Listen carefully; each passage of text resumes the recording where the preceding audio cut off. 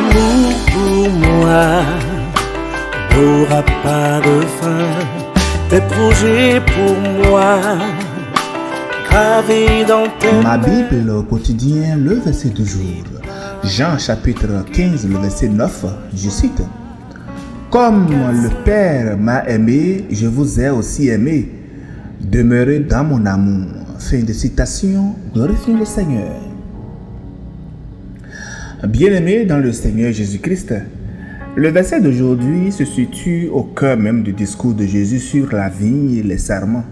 Jésus vient de déclarer au verset 1, « Je suis la vraie vigne et mon Père est le vigneron ».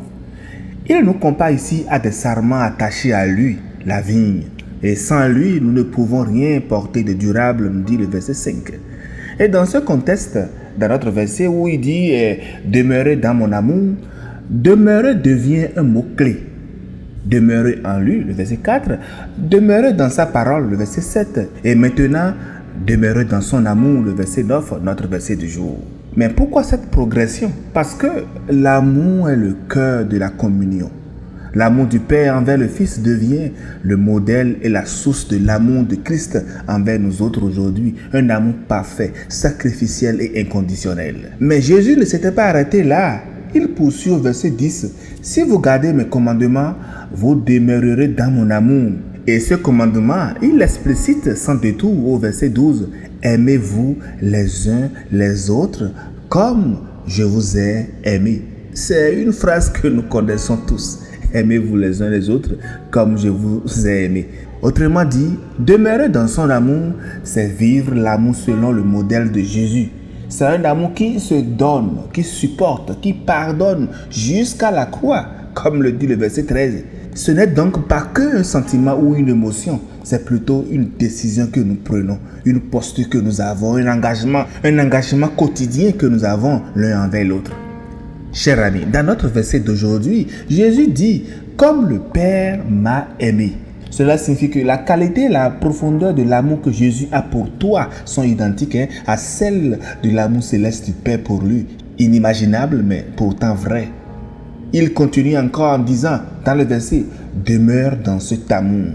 Mais pour y demeurer, ce n'est pas automatique. Il y a un choix à faire, un chemin à emprunter, une communion à entretenir. Bien-aimé, mais comment demeurer dans son amour comme il nous le demande? C'est en gardant ses commandements, le verset 10, et en aimant les autres comme lui, il nous a aimés, en sacrifiant notre orgueil, notre confort, nos préférences pour honorer l'autre. Mais pourquoi cet amour semble-t-il n'avoir jamais existé ou du moins disparu parmi nous aujourd'hui? Jésus nous a laissé un modèle, bien-aimé, mais nous l'avons peut-être parfois troqué contre l'individualisme. Les blessures non guéries, les jugements et divisions, une foi qui est vécue aujourd'hui plus comme une obligation que comme une relation qui doit exister entre nous. Et comme nous le savons, le cœur de l'homme est souvent lent à aimer sans condition. Aime ton prochain comme je t'ai aimé, pas comme il te plaît, mais comme Jésus t'a aimé. Mais vraiment cet amour, est-ce facile de l'appliquer? Non. Easy to say but hard to do. Parce que dans ce monde, les gens vont te blesser, te mépriser, te trahir, te briser. Et pourtant, c'est précisément ces personnes-là que Jésus t'appelle aujourd'hui à aimer. Pas à tolérer seulement, mais à les aimer. Alors, devons-nous tous mourir comme Jésus cloué sur la croix? Non, pas du tout. Mais nous devons mourir à nous-mêmes, à notre vengeance, notre fierté, à notre rancune et à nos excuses. Parce que dans notre monde si rude et brisé, demeurer dans l'amour de Christ, c'est choisir chaque jour de ne pas répondre au mal par le mal, mais de refléter la grâce que nous avons reçue de Christ. Et qu'est-ce que cela te coûte en pratiquant cela? Ton ego, ton besoin d'avoir raison, ton envie de t'imposer, parfois même ton confort. Mais qu'est-ce que nous y gagnons vraiment en pratiquant cet amour? Une joie complète, une liberté intérieure, une amitié véritable avec Christ et des fruits durables pour le royaume.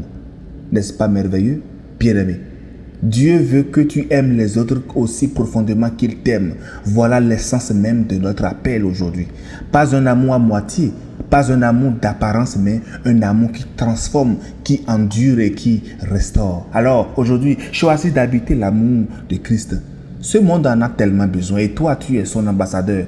mais également partage ce message à d'autres frères et sœurs qui sont aussi des potentiels ambassadeurs et ambassadrices de cet amour.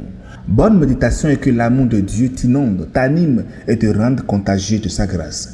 Alléluia chez vous. Jesus, c'est le nom au-dessus de tout nom, je veux que tu le chantes. Jésus, au-dessus de tout roi, dignité, domination et trône. Jésus, Emmanuel, Dieu descendu sur terre. Jésus, il est le reflet, l'empreinte de la gloire de Dieu, l'agneau de Dieu qui rachète le monde. Jésus, c'est le bon berger, ami fidèle en tout temps. Jésus, et seul digne de louange. Jésus, acclamation, cri de joie, allégresse au plus haut des cieux.